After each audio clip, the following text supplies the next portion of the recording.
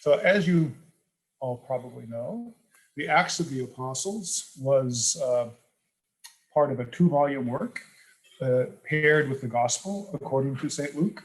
And St. Luke's writings actually make up more than a quarter of the New Testament. Officially, it's 27.5% of the New Testament was written by St. Luke, more than even the Apostle Paul, which you would think Paul would be the overwhelming author of most of the New Testament. But actually, it's Luke.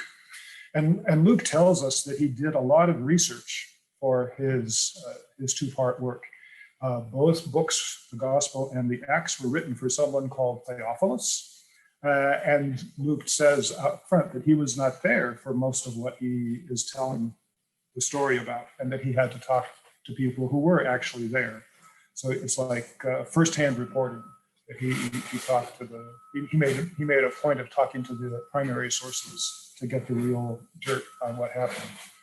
We don't know if Theophilus was a real person or not. It could be a name. Theophilus was a name in the ancient world. It means lover of God.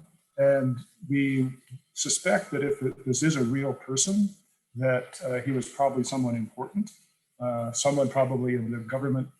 He was a government official that St. Luke was writing this 2-volume work for. But it could also be Theophilus as lover of God. Whoever you are who happens to be reading my book, you are Theophilus, and you are interested in knowing something about the gospel and the history of the apostles. Like I said, Luke made a point of talking to people who were actually there. We only get a reference to St. Luke actually participating in the events beginning with chapter 16 in the Acts of the Apostles. And as far as we can tell, the Acts were written sometime between 80 and 90 AD, although some people suggest they may have been written between 90 and 110 AD. But they certainly can't be earlier. We know they can't be any earlier than 62 AD, which is the date we usually calculate for St. Paul's imprisonment. So since the story revolves so much around St. Paul's travels and his imprisonment, St. Luke had to write the whole story after all that happened. The speeches, it's interesting that the speeches and the sermons in Acts are all addressed to a Jewish audience, and the Romans, insofar as they appear, are always the arbiters or the peacemakers. And in the Acts of the Apostles' Christianity, the church is a Jewish sect. It's a subset of Judaism, not unlike the Pharisees, the Sadducees, and all the other different, the people that wrote the Dead Sea Scrolls, all the different Jewish groups that fell under the Jewish umbrella. Now, because the church was technically considered to be a subset of Judaism at that time, that means that it was a legal religion, that there were a handful of religions that were allowed in the Roman Empire, and Judaism was one of them. As long as the Christians were recognized by the Jewish authorities as somehow part of the Jewish community, then the Christians were safe.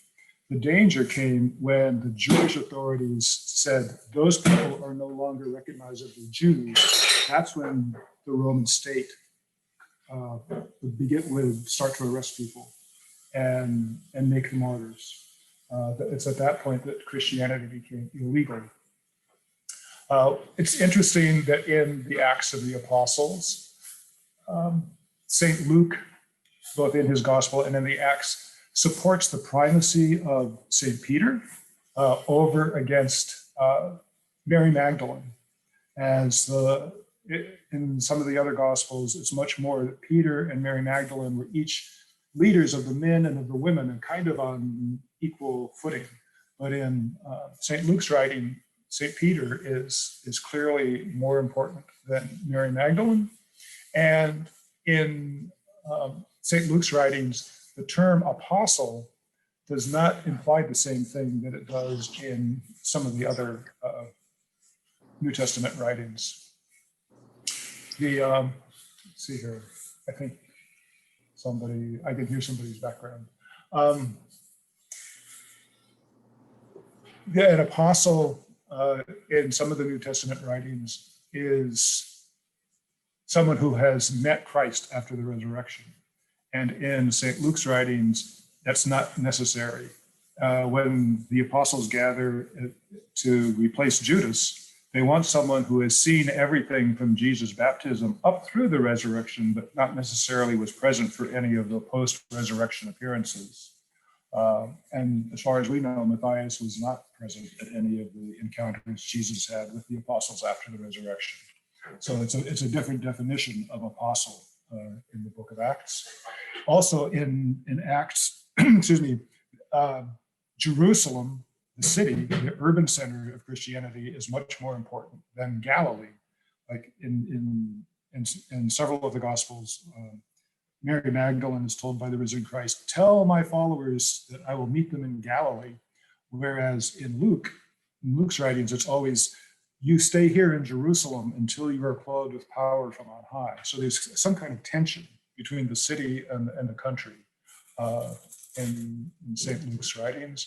And in general, the story arc leads from Jerusalem, one big city, to Rome, the ultimate big city in the Roman Empire.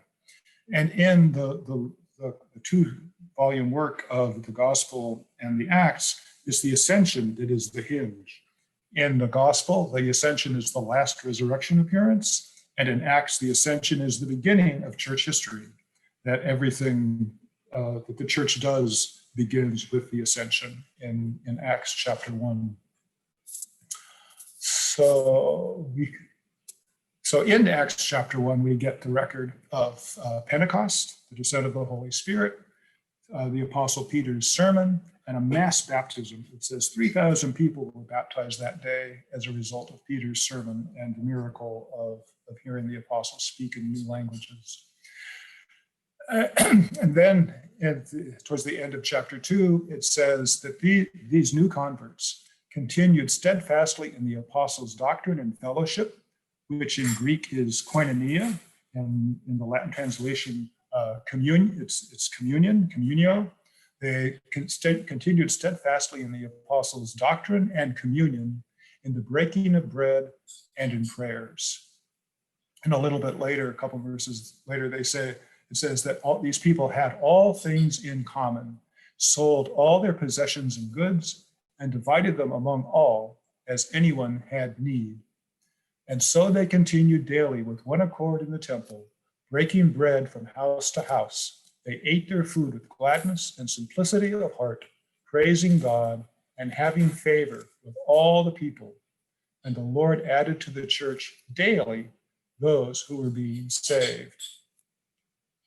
So in this brief description of the life of the early convert community in Jerusalem, it stresses the importance of baptism and of the breaking of bread, the Eucharist.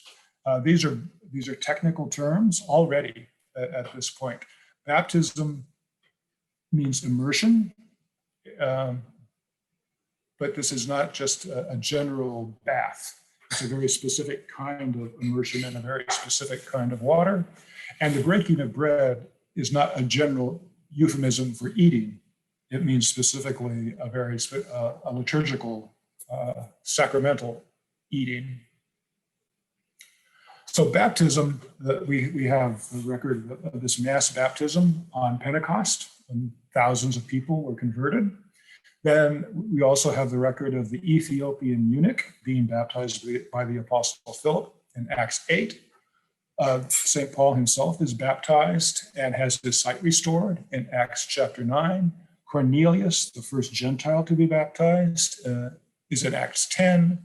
Then Lydia, who's a very independent woman, a businesswoman, and her household are baptized in Acts 16.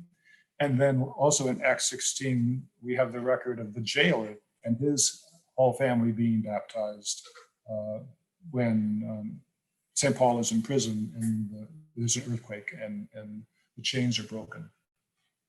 Now, in each of these cases, in each of these 6 cases of baptism in the Acts of the Apostles, there's always catechesis, teaching, that comes first. Sometimes the teaching is very brief. The Apostle Philip catechized the Ethiopian eunuch for the length of one chariot ride. We don't know how long they were riding together in the chariot, but the Apostle Philip, there was some teaching going on there before baptism.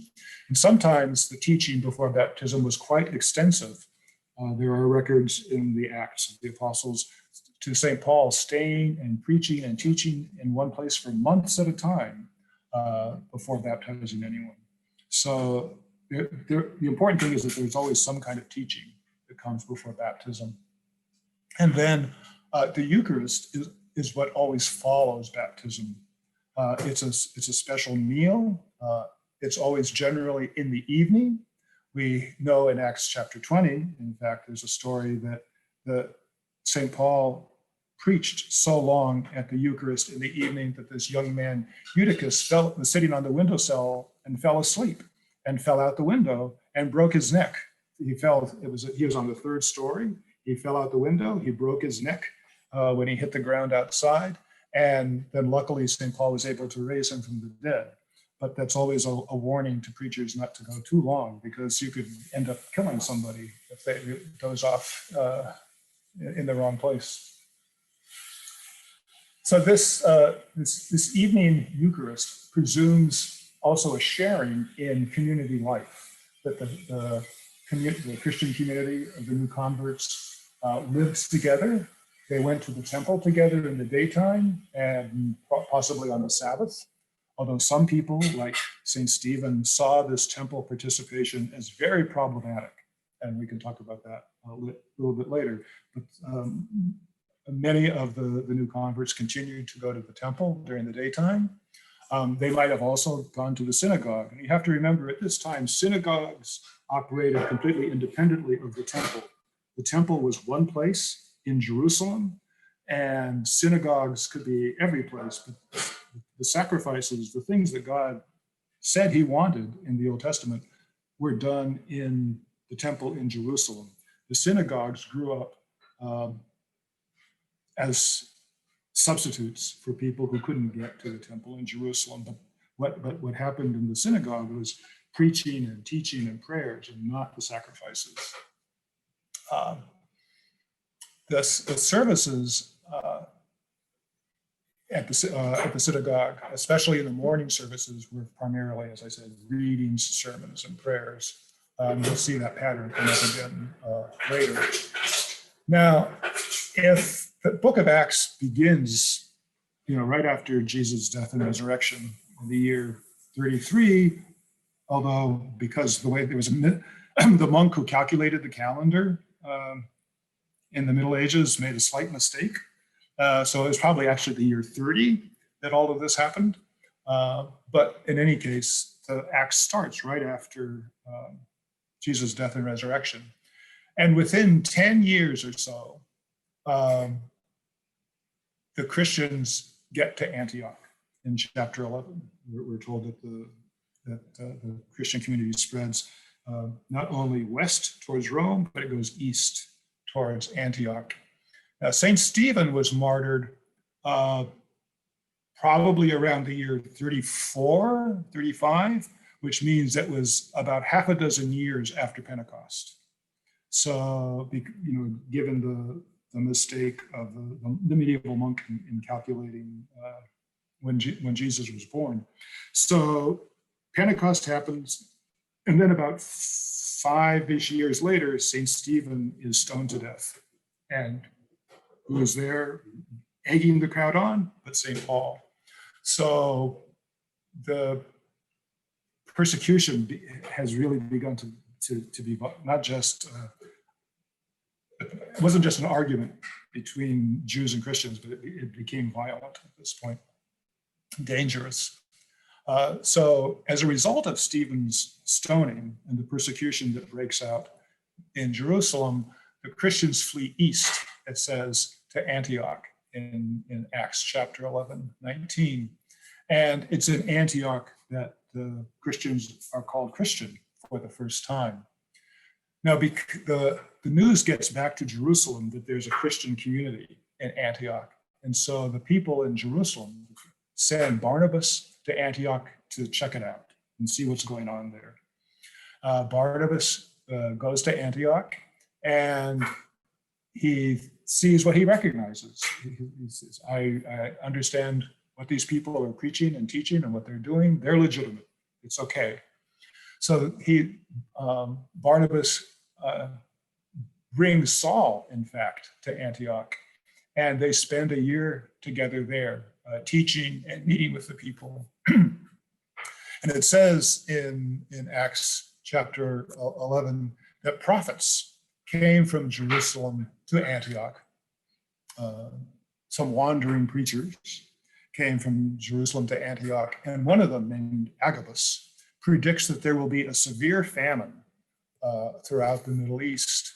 And so Barnabas and Saul, who decide that they will make a local collection to relieve the hungry in Jerusalem, that this will be something that the people in Antioch can do for their Christian brothers in Jerusalem. And we know that this famine did happen under the Emperor Claudius in about the year 46, 47 AD. So if the Christians get to Antioch sometime around, what did I say? Around 40-ish, between 35 and 40 AD, and then this famine comes along in 46 or 47. So the Christians are getting settled in Antioch there. Now, just to jump ahead a little bit, St. Ignatius of Antioch, who we also commemorated this weekend, he probably was part of this group. He was the second bishop of Antioch. He died probably around the year 100. And some people even think that he was the child that Christ blessed in the Synoptic Gospels. The story is told in Mark 10 and Luke 18.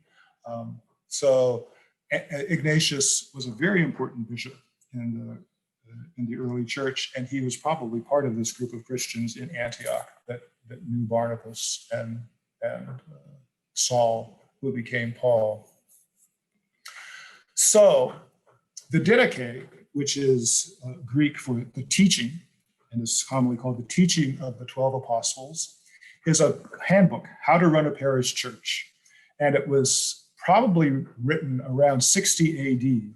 So it's about 15, 20 years after the Christians first get to Antioch, about 10 years after the famine happens. But the Christian community is still, fairly young there. But it seems to be already giving, that one community in Antioch seems to be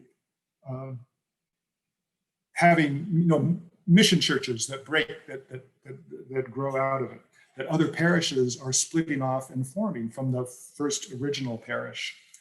Sort of like when Trinity was the first parish in Manhattan and began to then split off and make other parishes as the population spread throughout lower Manhattan.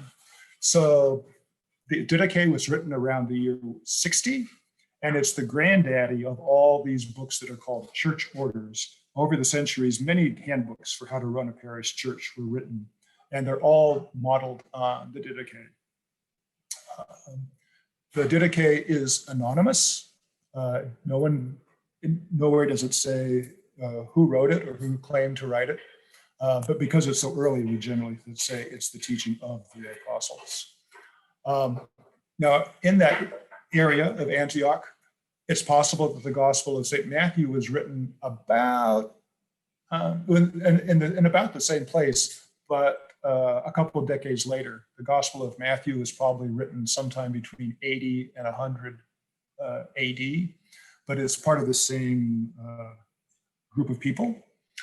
We can tell that the Didache was written before 70. We can absolutely be sure it was written before the year 70, because it never points out that the temple in Jerusalem was destroyed, which the Romans did in the year 70. And that would have been the crowning, that would have been so important for the author to mention. The author of the Didache would not have skipped over that. If it had happened, he would have said it. So that's the thing that sort of sets the Didache apart from the Gospel of St. Matthew. The Didache was written before the destruction of the temple, and St. Matthew's Gospel was written after the destruction of the temple.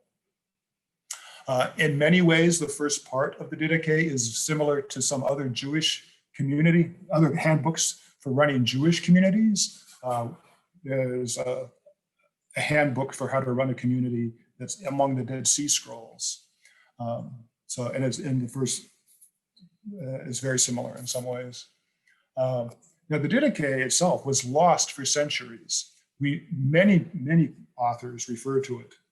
Irenaeus, some of these names may be familiar to you. Irenaeus, Clement, Origen, people very early in church history referred to it.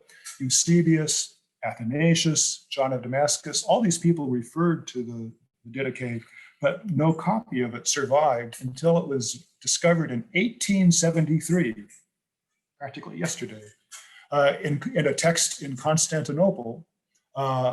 It was found in a manuscript that had actually been copied in the 11th century and had been kept in Jerusalem in the library of the Holy Sepulchre. And in that book, there was the Didache and a whole bunch of other important early Christian literature, including a list of the books of the Bible, what was legitimate to read in church. So it's a very important document for a lot of different reasons. And we're so lucky that this one copy of the Didache survived. So in the Didache, there are 16 chapters, and each chapter is about 1 or 2 paragraphs long. So it's not a long book. It starts out with outlining the 2 ways. The pre-baptismal teaching in the first 6 chapters are this is the way of life and this is the way of death. And that's what's similar to the Jewish handbook for how to run a community. This is the way of life and this is the way of death. And then in chapter 7, we have instructions for how to baptize. In chapter 8, we have instructions for fasting and daily prayer. And then in chapters 9 and 10, we have instructions for how to celebrate the Eucharist. In chapter 11, we have instructions for how to deal with visiting apostles and prophets. What do you do when someone shows up on your doorstep and says that they're an apostle or a prophet? And in chapter 12, we have instructions for how to take in strangers and how to deal with people who claim to be needy. And then in chapter 13, we have rules about supporting the local clergy. In chapter 14, we have instructions about how to observe Sunday, the Lord's Day. And there's a heavy stress on the need for mutual reconciliation so that your sacrifice, it says, so that your sacrifice may be pure. Then in chapter 15, we have how to elect worthy clergy, how to select the next generation of clergy.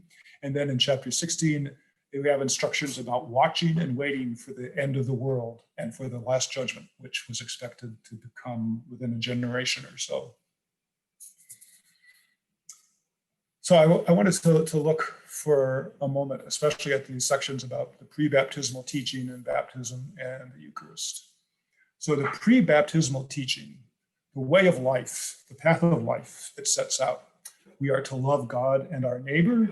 We are to bless our enemies and fast on their behalf. We should go 2 miles if they want us to go 1 mile. Give up our cloak if they ask, if they ask for your coat, give them your cloak as well. Give to anyone who asks, and if anybody lies and says that they are needy, God will punish them. That's not up for us to judge. We're responsible for taking care of the poor. God will punish those who pretend to be poor just to reach off the community. But almsgiving is vital, as far as the Didache is concerned. It recites the 10 Commandments and talks about various behaviors that should be avoided. We are to embrace meekness and patience and humility. We should honor the clergy. We should treat our servants, which is a euphemism for slaves, treat our slaves kindly. And those that are slaves should submit to their masters as if to God. We should hate hypocrisy, and we should make public confession in order to keep our prayer and our sacrifice pure.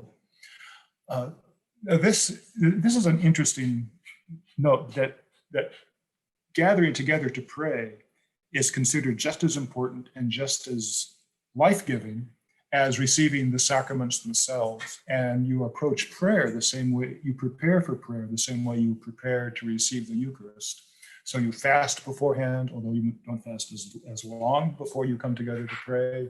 But you have to be, you can't expect God to listen to your prayers if you're not mutually reconciled already.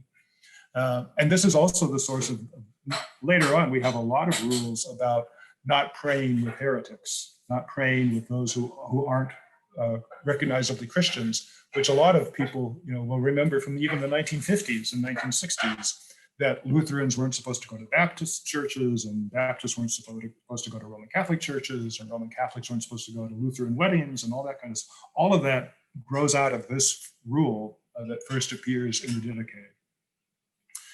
Then the way of death. What a convert to Christianity should embrace the way of life, and this is what you're supposed to give up, is evil and cursing and murder and adultery. There's a whole list of behaviors that you should give up if you're coming to the church to be baptized. And one of the things that's very interesting is that you should avoid meat if at all possible, but at least abstain from meat that has been sacrificed to idols. Now, this is also an issue in the New Testament itself that St. Paul talks about. Now, we know that there was a very large, very significant Jewish community in Antioch. So you could buy meat from a kosher butcher. That would not have been sacrificed to idols. But I think the stress on just avoiding meat, period, is because by avoiding meat, you're not killing for your own survival. And it's reestablishing the harmony that existed between humans and the world before the flood. Mankind in the Old Testament was only given permission to eat meat after the flood. So by fasting, it's an attempt to reestablish that harmony. And fasting would probably also include giving up dairy, any animal products, as well as wine and oil. That involves a certain kind of cooking style to deep fry things in oil. So what the Didache seems to be suggesting is that you should give up meat altogether, and then on certain days also give up dairy products, wine, and oil.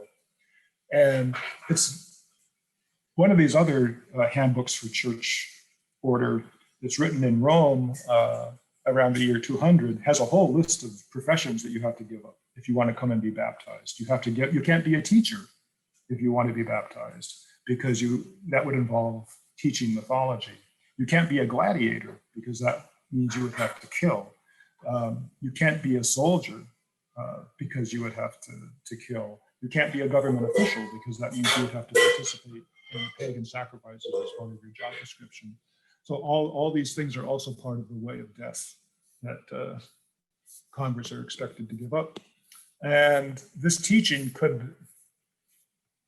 we don't know exactly how long a convert was expected to be taught in the Didache before baptism, but we know from other similar handbooks that it was expected a convert would be taught for 3 years, that you would have to come and be catechized for 3 years before you could be baptized.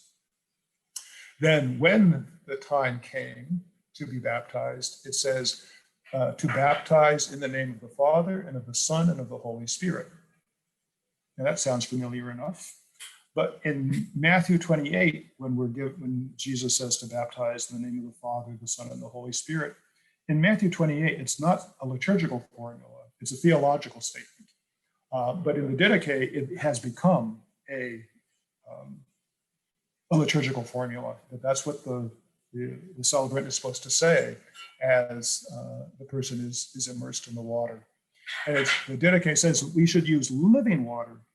A person should be baptized in living water, which means running water. And we know from early Christian and classical church ruins, architecture and archaeology, that the baptismal fonts were big enough for an adult to step down into, and there was a very elaborate plumbing that the water was constantly being flushed, was running through the fonts, so that it was an expected thing that you would be immersed in this running water in the fonts. And Didache says if living water is not available, then use still water if you have to. And it's better to use warm water, but if you have to, use cold water.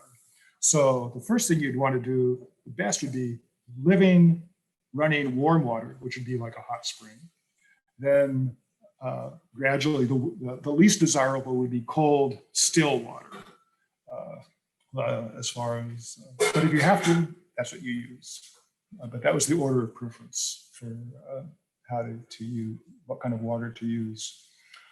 You should immerse the person in the water, it says, but if you need to, it's okay to just pour water over their head. But still, it would be a lot of water being poured over this person's head. It wouldn't just be a little bit that was sprinkled. You really had to approximate drowning. It had to look like the person was dying and rising in this Didache. And it says before baptism, to get ready for baptism, fast. Underline, underline, underline. Both the catechumen, the person to be baptized, and the celebrant must fast, plus all others who are able. So anybody else in the parish who can fast should fast together with the person being baptized. And this fast should be at least 1 or 2 days long. And that is the origin of Holy Week and Lent. Because if baptism was celebrated very rarely, probably once a year at Easter time, and you had to fast for a couple of days before that, that's the genesis of what eventually becomes Holy Week and Lent. And then, that's where all the fasting practices associated with Holy Week and Lent come from. But no meat, no dairy, no wine or oil or any of that stuff. Then in chapter 10, I'm going to share a screen here. There we go. So in chapter 9, it says, when you give, but concerning the Eucharist, after this fashion, give thanks thus. Now that's, it's a play on words. In Greek, you could also say, when you celebrate the Eucharist, Eucharistize thus. When you celebrate the Thanksgiving, give thanks thus. It's a play on the same words. And if we notice that there's no institution narrative here, and so some people make this modern presumption that this couldn't be the Eucharist because there's no institution narratives. But in all the other handbooks for running a parish, this is exactly where they put the instructions for how to celebrate the Eucharist. And we have other records from very early liturgical books that the Eucharistic prayer does not always include the institution narrative, the record of what Jesus said and did at the Last Supper. So that's a later development. So it says here, concerning the Eucharist, give thanks thus. Concerning the cup, we thank thee, our Father, for that thou hast made known to us, my notes here, for the holy vine, David, thy servant, which thou hast made known to us through Jesus, thy Son, to thee be the glory forever. This cup, in Jewish practice, at a formal meal, there would be a cup that was blessed, which was kind of like the appetizers. So this initial cup is not what we would think of as communion. This is not the chalice with the blood of Christ. This is an initial cup to begin the meal. Then there's the concerning the broken bread. Is this prayer. We thank thee, our Father, for the life and knowledge which thou hast made known to us through Jesus, thy Son. To thee be glory forever and ever. Now this, the presider, the celebrant, would take leavened bread, because you only used unleavened bread once a year at Passover. They would take leavened bread, say the blessing, and then break it. And this was communion. This was the body of Christ. Then there was dinner. And during dinner, there would be at least one sermon, if not several sermons preached. Then at the end, we see so this prayer goes on, as this broken bread was scattered on the mountains, so we may be brought together as the wheat was gathered together to make the bread. It says, let no one eat or drink of your Eucharist unless they have been baptized. And then after it has been completed, it means after dinner, pray thus. And this is the cup of blessing that St. Paul refers to in the epistles, and that this is what the chalice of communion. So the celebrant would take this, everybody else during dinner had their own cup of wine, but for this, the celebrant generally, even at a formal Jewish dinner, for this cup of blessing at the end, the host took a single chalice, said a special prayer, and then everyone passed the chalice around and everyone took a sip from it. So in this Christian context, we have this cup of blessing that is said at the end, the prayer is said at the end of dinner, after all the sermons and after all the eating. And it was common for this cup of blessing to be mixed with not just water, but to be mixed with warm water. That was a special sign of festivity and celebration. So a little bit of warm water would be added to the cup of wine, and then this this 3-paragraph prayer would be recited. And this is the genesis of all the Eucharistic prayers that anyone has ever heard or used ever since. We thank thee, Holy Father, for thy holy name, which thou hast caused to dwell in our hearts. We thank, it's a reference to Jesus and the incarnation. For the knowledge, faith, and immortality, those 3 things are linked together, which thou hast made known to us, which you have revealed, which you have epiphanied. You have revealed to us, you have epiphanied to us through Jesus, thy Son, to thee be glory forever. Thou, Almighty Master, didst create all things for the sake of thy name, for the sake of Christ. The Father made the world for the sake of Christ, and has given all mankind both meat and drink for all people to enjoy. But to us, the Christians, you have given spiritual meat and drink and life everlasting through thy Son. And above all, we thank thee for that thou art able to save. And now this paragraph, this is the important one. Remember, Lord, thy church, redeem actually her from every evil, and perfect her in thy love, gather her together from the 4 winds, even so that that which has been sanctified for thy kingdom, which thou hast prepared for it. For thine is the kingdom and the glory forever. And the response would have been, Amen. That paragraph, remember, O Lord, thy church, that's the genesis of what we now call the epiclesis, the invocation of the Holy Spirit to come down and sanctify the bread and wine. The epiclesis in its origin, as we see here, is a prayer for the sanctification of the church, that the Father will send the Holy Spirit to sanctify the church. And the first step in that process of sanctification is to sanctify the gifts of bread and wine, which the church will then consume, and then through the church sanctify the world. So the epiclesis itself is this prayer for the sanctification of the church, and that the church may then be the body of Christ in the world. And the first step in that sanctification of the church is to sanctify the gifts of bread and wine. And then there's this rubric down at the end. Let the prophets give thanks so far as they are willing or able to do so.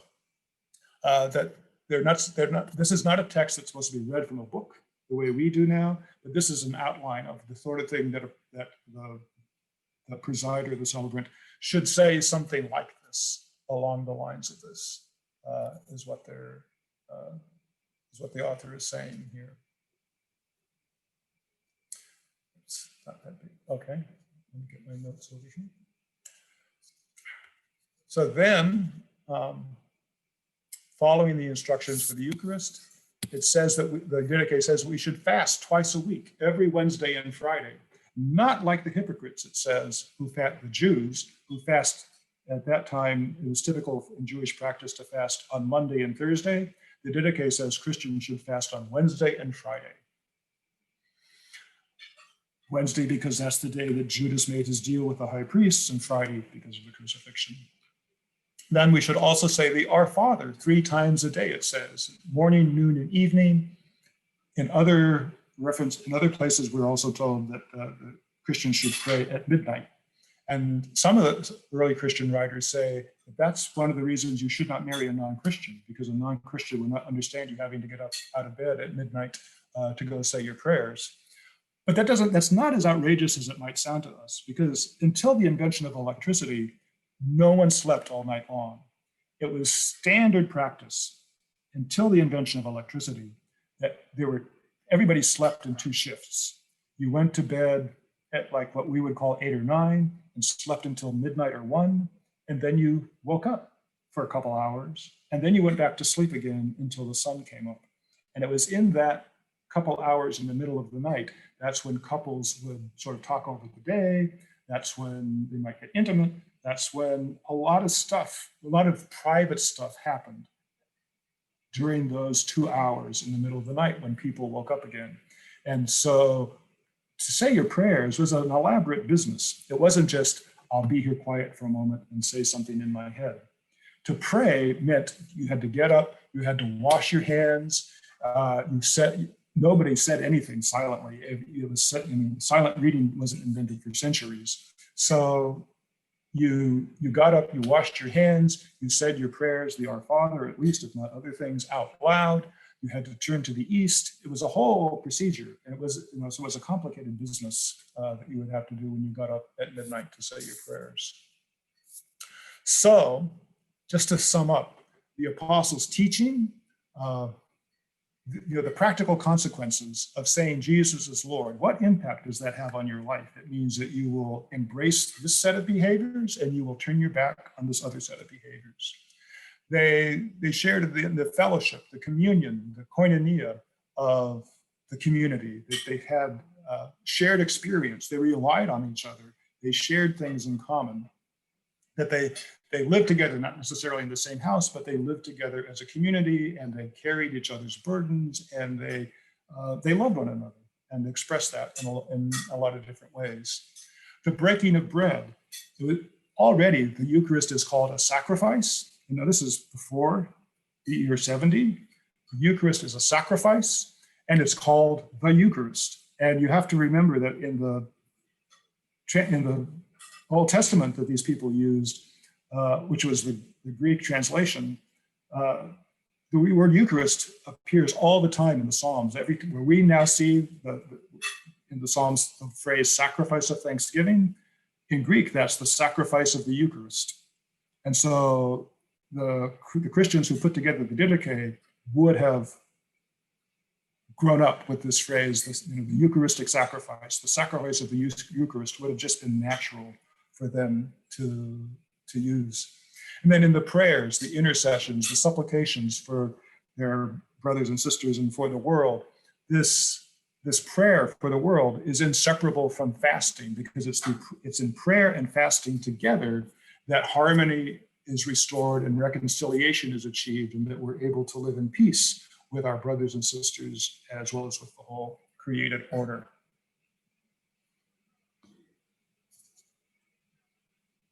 So, does that spark anybody's?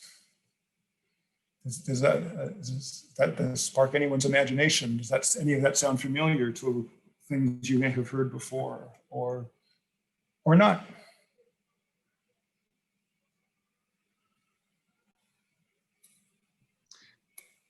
It's Paul.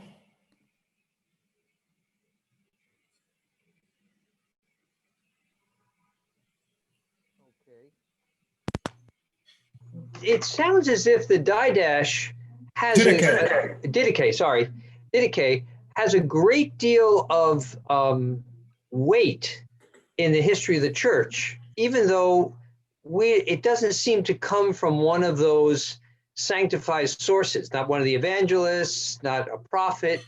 So how did that work? It was just a guidebook that was created by somebody that became adopted and became the foundation to so much of Christian practice. So how did that sort of develop? Do we know that? Well, we can guess that it would put in writing what was already happening. And so parishes that had been, parishes, communities that had been founded saw this document and said, oh, we recognize, that's exactly what we do. We recognize this. And so, but then when they were going to then establish a new parish, they would give a copy of this or something like it to the people founding the new parish and say, when you go start a new parish, this is how you organize it. It's like when the bishop opens a new parish in the diocese and he gives them a book of rules. This is what you need to follow. This is how you do it. And there are people involved in the new parish who have experience, and there are people in the new parish that don't have experience. But this guidance is what everyone can refer to if you have a question for how to manage the life of the community. And also, once the ball gets rolling, it snowballs. I mean, it spreads like it just spreads, and this becomes the standard way for churches to operate. Even though this one particular document gets lost, what it starts is remembered and passed on because it gets copied over, and other people like Hippolytus in Rome and other people in Antioch in the 4th century writes other versions of the same thing. And some of those were very, very important, very influential in the process of liturgical revision and prayer book revision that produced the 1979 prayer book. So a lot of this will ring bells subconsciously, just because like, oh, a bit of this got incorporated in the 1979 prayer book or in the Vatican II service books.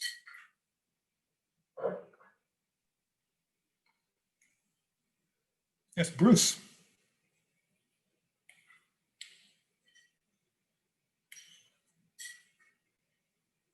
I can't hear you, Bruce. Bruce, you're muted.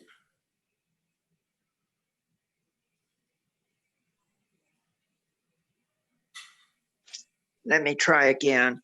Okay. Now, Yes. very early on, after you talked about it being written for Theophilus, and you talked about the it couldn't be before 62 AD, of Paul's imprisonment. But Right. what did you say before you explained that at that time Christianity was still a subset of Judaism? Right. You said something about, did you say the sermons were all addressed to Jews, was it? Yes, and in Acts, all the sermons are addressed to a Jewish audience.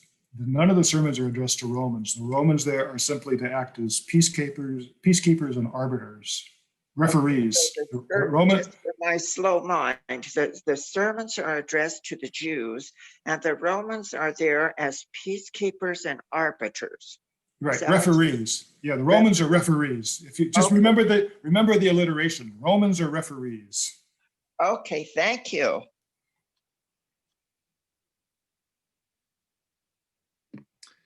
I've actually got a question real quick. When you're going through the sort of framework of the early Eucharistic liturgy in the Didache, you noted very briefly that you don't see any like words of institution, right? But maybe my recollection of dates is flawed, but is the consensus around 1 Corinthians that it's probably in like the 50s, mid 50s? Right, but the record of the institution in Corinthians is not a liturgical prayer. It's a descriptive. This is why we do this. But it's not. He's not saying this is what you say when you celebrate the Eucharist. This is why we do the Eucharist, or one of the reasons why we do the Eucharist, but not say this when you do the Eucharist. Okay, interesting.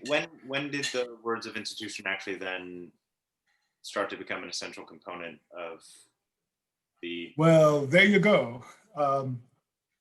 In the Western Mediterranean world, by around the year 200, the institution narrative begins to be included and then considered required in the Eucharistic prayers going west.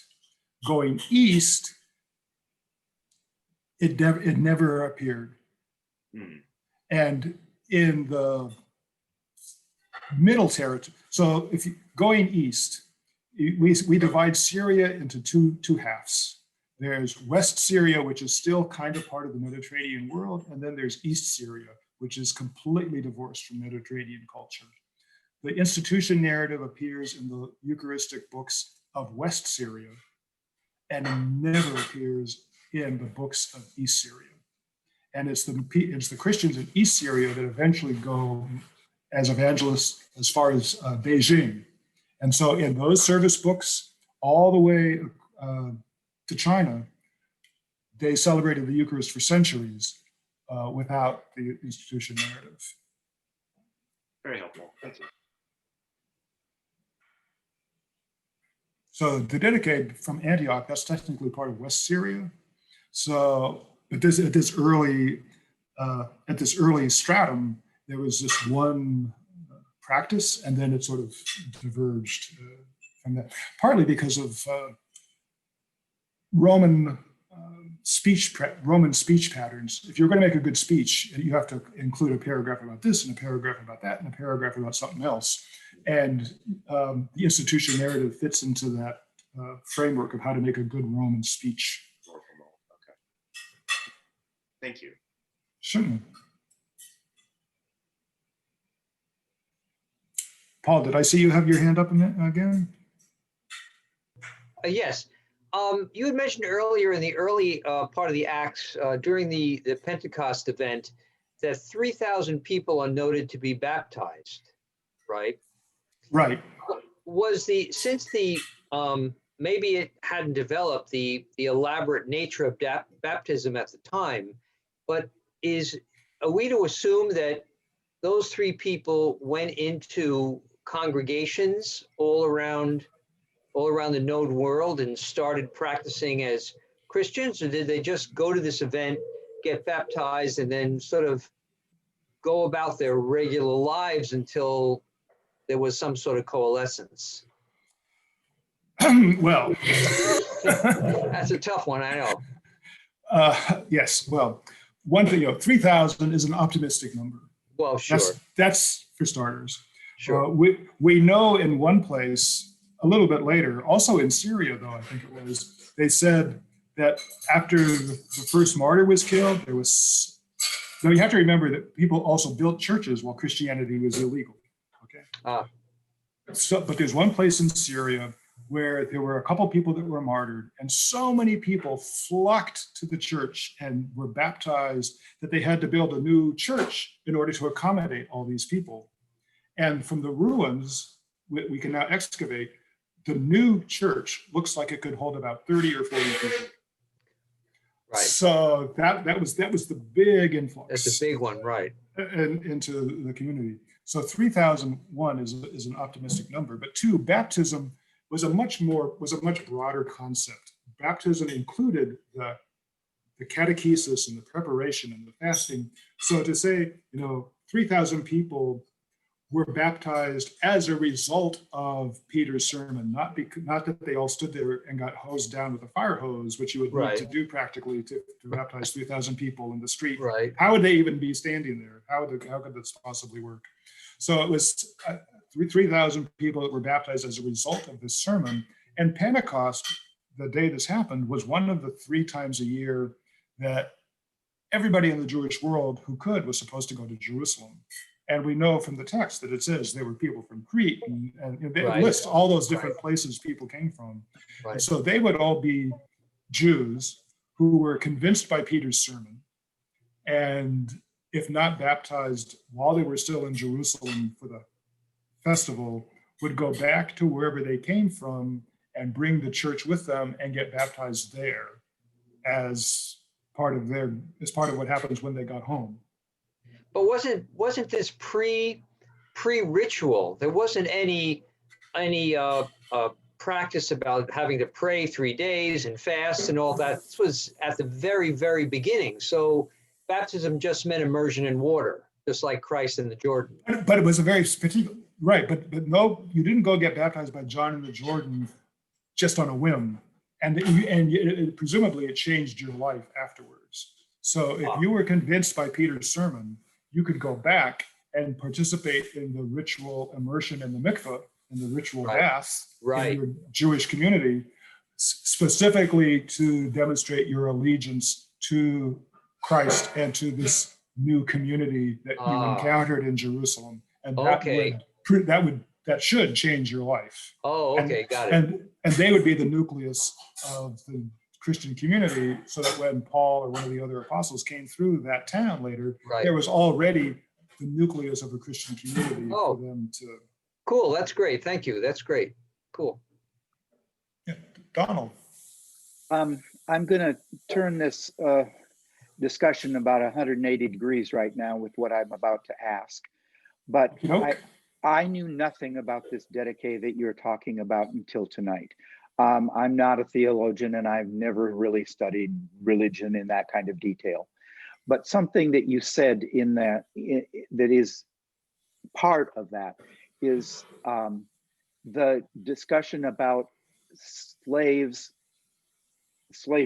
in that, and it's specifically mentioned. And I thought that the Christian church really didn't embrace slavery until the Middle Ages, when Pope Alexander, I think it was, wrote his encyclical saying that slavery was a good thing for the world. And that's when I thought we were institutionalizing racism. But it sounds to me like in the year 100, it was already established in the church. The Roman Empire. This is very distressing to me. The Roman Empire was a slave economy. The vast majority of people in the Roman Empire were slaves. That's just an economic reality. And if you're establishing a Christian community, you will have people who are slave owners and you will have people who are slaves in the parish. So what the Didache, and even St. Paul, or if not St. Paul, then people who wrote the epistles in the New Testament already are saying this is how slaves and masters should treat each other. Masters should never make it difficult for slaves, and slaves should always treat their masters as God himself. And the Didache just follows up on that. That in this parish, if you have a slave owner, he should treat his slaves as God does. He should love them. He should care for them. He should provide for them. He should ask nothing onerous beyond the very basic: don't kill, don't lie, don't do all those things, which are onerous in their own way, but you get the idea. And that slaves should in turn treat their masters as God, and follow their injunctions. The church, St. Paul, none of the early church preachers ever set out to overthrow the Roman economy. They did not anticipate, they'd never imagined that they could reorganize the Roman economic system. And the overthrow of slavery was just nothing that anyone ever thought was even possible. You could change the way slaves and masters relate to each other, but you would never in a million years get rid of the institution. Got it. It also, on its face, not to jump in, and you can clarify more, Father Stephen. Certainly, as you noted, the primary driver of slavery was an economic purpose out of Roman conquest, but it was I don't want to say it was a very different institution, but it was a very different form of slavery than we in an American context here. It had nothing to do with race. It was not, exactly. It was not race. In fact, in the ancient world, there were two races, Jews and everybody else. And Christians said that they were the third race who made it possible for the first two to come together and live in harmony. But race was configured in it was articulated in people's heads in a completely different way. It had nothing to do with skin color. And often slaves would gain their freedom after a period of time, sort of built in. It was sort of a way for Rome to force those it conquered into the economy and into the larger infrastructure. And then they would be emancipated after a period of time, and often in some way just granted them Roman citizenship. So it started to flesh out and expand very quickly the Roman Empire. This is all not a defense of Roman slavery, but just knowing your context, Donald, as we're talking about anti-racism efforts in parish, what Paul is writing about or what the Didache is writing about is a very different institution than slavery in an American context in any way. Yes, yes. I Thank you for apologize that. if I didn't make that clear. Thank you for that. I was getting depressed there for a moment. Yes, Father Stephen, just a couple comments. The first one I don't know nearly as much about as you do, but I certainly am aware that in the 4th century, the church fathers seriously considered implications regarding slavery, while this was, of course, was still the Roman Empire and late antique Christianity. So someone like Gregory of Nazianzus said, well, free the slaves that you can, but your own work is important also, so you need to keep some so you all can get done what you need to get done. Gregory of Nyssa, his good friend, was more radical and says, it's very clear, just free them all and deal with the consequences. And John Chrysostom perhaps said something like, please correct me if I'm mischaracterizing this. St. John Chrysostom said something like, buy more slaves, train them in needed professions or trades, and then free them to go out to do good work. Is that reflective of some of the church fathers' discussions about slavery within late antique Christianity? yes, but it's very aspirational. You can count on the fingers of one hand how many people listen to the preacher and actually do what actually do it. I see. I have another point about I was very struck by what you said about the heating of the water, the warming of the water, for two very different reasons. One, my own experience as being baptized at age 19 on Independence Day, in the disciples in freezing water. In the Disciples of Christ Church. No, actually, by mistake, it was overheated. And it was almost too warm for us to, be immersed 3 times in the name of the Father, Son, and Holy Spirit.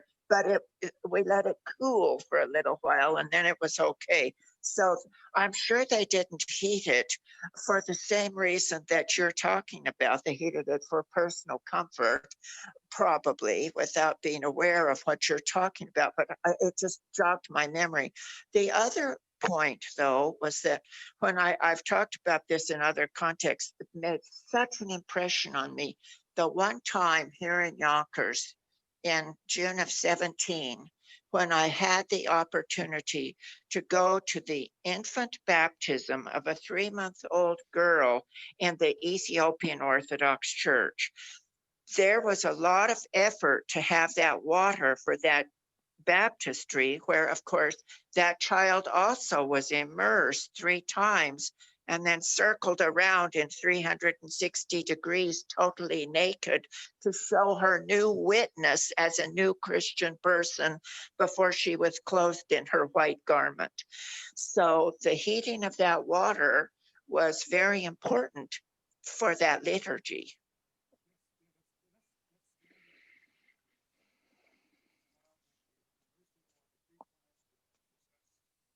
Father Stephen, your sound is not coming through. Yeah, just say that again, Father Stephen. No, we can't hear you.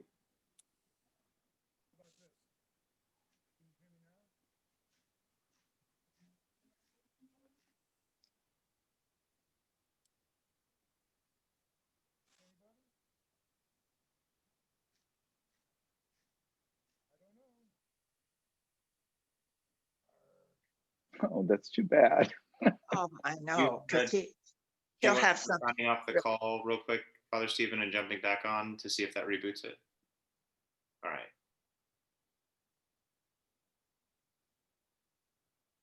Just cue waiting music. Anybody want to hum music? Oh.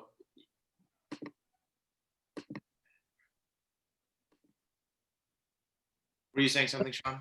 Just so you all know, it's St. Luke's. When we have a baptism, we generally use hot.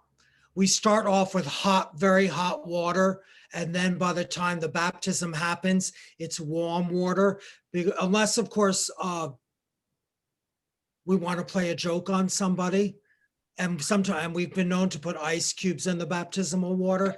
So it's absolutely freezing. But generally we use hot water that gets warm by the time, because by the time we get to the baptism at St. Luke's, the water's tepid at best, especially babies. Babies really like warm water. But if it's an adult baptism, generally we make it a little chilly, just so they feel the Holy Spirit. Is this better now? Yes, you're back on. Yes, we can hear you. So one of the first things you learn as a priest in the Orthodox Church is when you baptize a kid, do not hold them looking at you. Because there have been too many people that, and actually, the kid will relieve himself right in your face if you're holding him looking at you. So you have to always make sure that he's facing outward, and then you make that procession, and then they get dressed. But yeah, a lot of people nowadays use, warm up the water just for a practical reason. They don't think of it as having a theological, it's just so that you don't freeze the kid or freeze the adult. They don't realize that this is an ancient theological practice. But especially, but nobody, the Orthodox do this, but the West, for a lot of reasons, when they mix the water with in the chalice, they use cold water. But the original practice would have been to add a warm water to the you could mix the chalice with cold water at the offertory, but then right before communion, you pour in a significant amount of hot water, also to make it more palatable, to drink from, to make it more festive, more celebratory. Any closing questions for Father Stephen tonight? I want to thank everybody for your prayers to restore my microphone. And thank you to Father Stephen again for joining us to talk about the Didache and some of the liturgy of the early church. I want to remind everyone that we'll be back again, next week, October 26th. VK McCarty will be talking about the spirit of Jesus animating the life and the mission of the house churches. But if you want to hear Father Stephen present again in this series, on November 16th, he'll be talking about the veneration of martyrs, especially Saints Stephen, Paul, and Peter. And then on November 30th, he'll be talking about that famous passage, the altar to an unknown God, St. Paul in Athens and early Christian apologetics. All of those dates and presentations are available on the St. Luke's website if you didn't have time to jot those down. But again, thank you so much for joining us and for your participation. And thank you again, Father Stephen. It was a pleasure having you with us, and we look forward to being with you again. The pleasure was all mine. Thank you very much, Father. Thank you. Thank you very much. Have a good night. Thank you very much. Bye.